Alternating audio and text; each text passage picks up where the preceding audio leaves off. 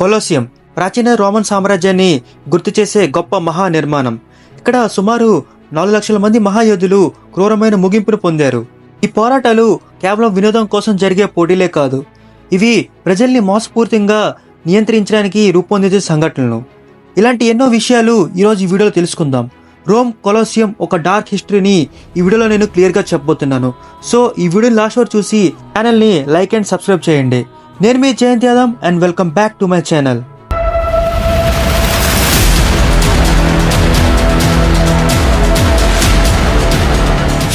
Historical background of Colosseum. క్రీస్తు శకం 70 ADలో Roman పౌర యుద్ధాలు జరిగాయి. ఆ తర్వాత 3 పెద్ద సామ్రాజ్యాలు త్వరగా కూలిపోయాయి. అప్పుడే వెస్పేసియన్ అనే కొత్త చక్రవర్తి సింహాసాన్ని అధిష్ఠించాడు. అతడు రోమ్ యొక్క చట్టాలని మార్చాలని డిసైడ్ అయ్యాడు. అతని కంటే ముందు పనిచేసిన నెరో అనే చక్రవర్తి ఎన్నో వినాశాలు చేశాడు, ప్రజల్ని హింసించాడు, ప్రజల్ని బానిసల్లా చూసేవాడు. అతడి గురించి మర్చిపోయేలా చేసి ప్రజల్లో ఒక కొత్త శక్తిని పెంచాలనుకున్నాడు. ప్రజల మనోభావాల్ని గెలుచుకొని రోమ్ యొక్క గొప్పతనాన్ని చాటి చెప్పడానికి కొలోసియాన్ని నిర్మించాలని డిసైడ్ అయ్యాడు. Construction of Colosseum. కొలోసియంకి ఫ్లేమియన్ యాంబియోథియేటర్ అనే ఇంకో పేరు ఉంది. కొలోసియం నిర్మాణం క్రీస్తు శకం 70లో ప్రారంభమయ్యి సుమారు 10 సంవత్సరాల తర్వాత పూర్తయింది. ఇది 48 మీటర్ల ఎత్తు మరియు 189 మీటర్ల పొడవు ఉంటుంది. ఇందులో సుమారు 80,000 మంది ప్రేక్షకులు ఈజీగా పట్టేస్తారు. ప్రస్తుత కాలంలో ఈ కొలోసియం సూపర్ బౌల్ కోసం యూజ్ చేసే ఫుట్బాల్ స్టేడియం కి సమానంగా ఉంటుంది. క్రీస్తు శకం 80లో వెస్పేసియన్ కుమారుడు టైటస్ అనే చక్రవర్తి కొలోసియం ప్రారంభోత్సవాన్ని 100 రోజులు ఘనంగా నిర్వహించాడు. ఇది రోమ్ యొక్క శక్తిని మరియు పాలకుల శక్తిని ప్రదర్శించడానికి రూపొందించింది. Role of Colosseum in Roman history. ఈ కొలోసియం తర్వాత 4 శతాబ్దాలు అత్యంత క్రూరమైన ప్రదర్శనలకు వేదికగా పనిచేసింది. ఎంతోమంది గ్లాడియేటర్స్ ఇక్కడ వీరమరణం పొందారు.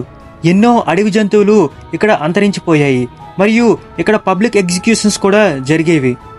ఇప్పుడు నేను గ్లాడియేటర్స్ ఒక జీవితం అక్కడ ఎలా ఉండేదో ఇప్పుడు మీకు డీటెయిల్గా ఎక్స్ప్లెయిన్ చేస్తాను. గ్లాడియేటర్స్ సాధారణంగా యుద్ధంలో ఓడిపోయిన సైనికులు, బానిసలు లేదా నేరస్తులు. వీరికి స్వేచ్ఛ ఉండదు, కానీ ఈ పోరాటాల్లో విజయం సాధిస్తే కొంతమందికి మాత్రమే ఈ స్వేచ్ఛ వస్తుంది. వాళ్ళు తమ జీవితాన్ని తిరిగి పొందగలరు. గ్లాడియేటర్స్ లూడస్ అనే పిలువబడే ప్రత్యేకమైన పాఠశాలలో శిక్షణ పొందుతారు. అక్కడ వారికి కఠినమైన శిక్షణ ఇచ్చేవారు. వారు సాధారణ వ్యక్తుల కంటే ఎక్కువ శారీరక కృషి చేయాల్సి వచ్చేది. అయితే వారి ప్రాణాలను ఎప్పటికప్పుడు ప్రమాదంలోనే ఉండేవి. కొలోసియం వంటి ప్రదేశాల్లో పోరాటాలు కేవలం వినోదానికి ఉపయోగించేవి. కొలోసియంలో గ్లాడియేటర్లను జంతువులతో పోరాటించడం మరియు వేరొక గ్లాడియేటర్తో పోరాటం చేయించడం జరిగేవి. గ్లాడియేటర్లు ఈ ఫైట్స్లో గెలిచిన తమ జీవితానికి నిజమైన విలువ ఎప్పుడూ ఉండేది కాదు. గ్లాడియేటర్స్కి సరైన ఆహారం లేదా వైద్య సేవలు ఎప్పుడూ అందుబాటులో ఉండేవి కాదు. వారి బాధలపై ఎలాంటి దయ చూపించేవారు కాదు. మీకు ఈ గ్లాడియేటర్స్ రియల్గా ఎలా ఉండేవాళ్ళో 2001లో వచ్చిన గ్లాడియేటర్ మూవీలో క్లియర్గా చూపించడం జరిగింది. ఇంట్రెస్ట్ ఉన్న వాళ్ళు ఒకసారి ఆ మూవీని లుక్ వేసుకోండి. ఇప్పుడు మనం యానిమల్ ఫైట్స్ మరియు పబ్లిక్ ఎగ్జిక్యూషన్స్ గురించి క్లియర్గా తెలుసుకుందాం. కొలోసియంలో గ్లాడియేటర్స్ ఫైట్సే కాదు, యానిమల్ ఫైట్స్ కూడా మరియు యానిమల్ హంటింగ్ కూడా జరిగేవి. ఈ ఫైట్స్ ఎంత ప్రజాదరణ పొందే కార్యక్రమాల్లో ఒకటి. ఇక్కడికి సింహాల్ని, పులుల్ని, ఏనుగుల్ని మరియు క్రొకడైల్స్ని దూర ప్రాంతాల నుంచి రోమ్కు దిగుమతి చేసుకునేవారు. ఇక్కడ ఈ జంతువుల్ని తిండి పెట్టకుండా చాలా దారుణమైన పరిస్థితిలో ఉంచేవారు. తర్వాత పోటీలకు విడిచిపెట్టేవారు.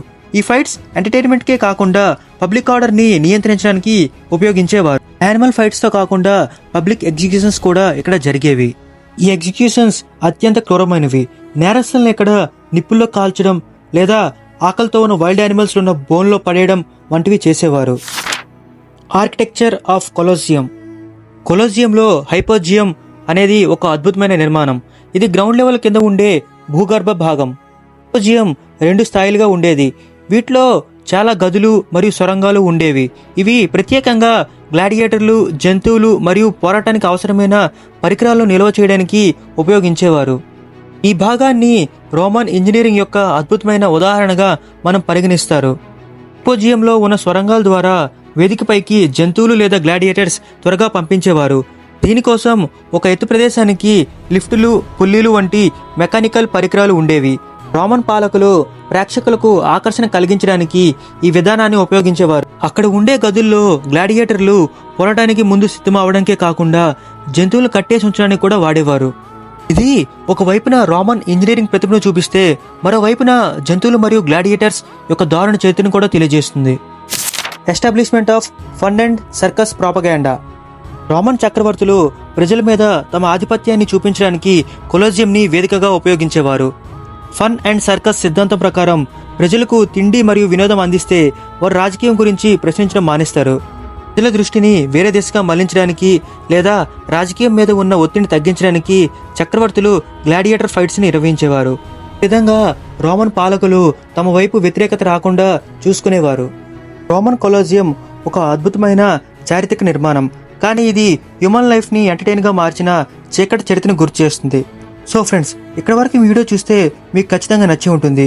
వీడియోని లైక్ చేసి మీ అభిప్రాయాలను కామెంట్ చేయండి. ఫ్రెండ్స్ అండ్ ఫ్యామిలీ కూడా ఈ వీడియోని షేర్ చేసి మన ఛానల్ని సబ్స్క్రైబ్ చేసి నాకు మరింత సపోర్ట్ ఇవ్వండి. ఇంకో నెక్స్ట్ ఇంట్రెస్టింగ్ వీడియోతో మీ ముందుకు వస్తాను. అంతవరకు సెలవు. Thanks for watching.